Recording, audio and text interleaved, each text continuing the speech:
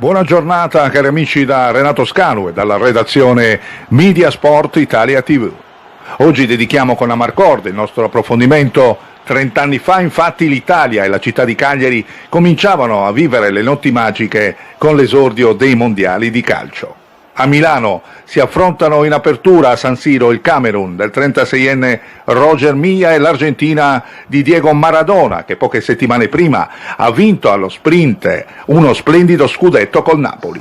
Il pronostico dà ampiamente i favoriti sudamericani e invece i leoni africani in 9 abbattono i campioni uscenti grazie al colpo di testa di Oman Nabik. È il preludio di un evento nel quale Jugoslavia e Unione Sovietica si presentano per l'ultima volta e la Germania Ovest vince per la terza volta con questo nome nonostante la caduta del muro di Berlino. Gli italiani si affezionano alla brillante nazionale di Azeglio Vicini, che gioca bene e si fa strada con vittorie a tratti convincenti. Grande protagonista è Totò Schillaci, punta siciliana della Juve, convocato a furor di popolo e alla fine capocannoniere con 6 reti. Le note di un'estate italiana di Gianna Nannini e Edoardo Bennato sono la colonna sonora dell'estate. L'Italia sogna il bis dei mondiali 1982, mentre Cagliari è sede di un girone che comprende Inghilterra, Olanda, Eire ed Egitto.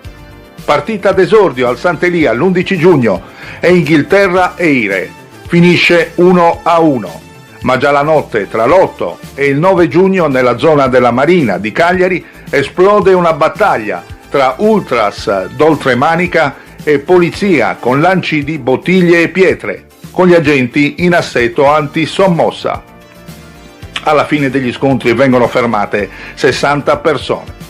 A Roma l'Italia di Zenga e Maldini, Giannini e Donadoni, Vialli e Carnevale supera Austria, Stati Uniti e Cecoslovacchia nel girone eliminatorio con gli ingressi decisivi di Baggio e Schillaci.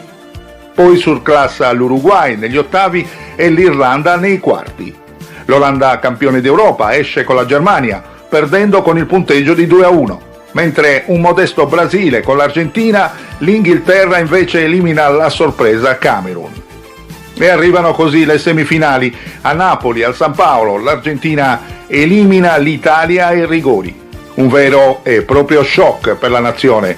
Il terzo posto finale conquistato al San Nicola di Bari, battendo l'Inghilterra, è un premio che non consola assolutamente l'ambiente azzurro. In una brutta finale la Germania invece batte l'Argentina di un fischiatissimo Maradona con un rigore trasformato da Breme. Chiudiamo così questo speciale, cari amici, dedicato a Italia 90 con immagini significative della finalissima che ha visto i campioni di Germania sul podio più alto di quel campionato del mondo.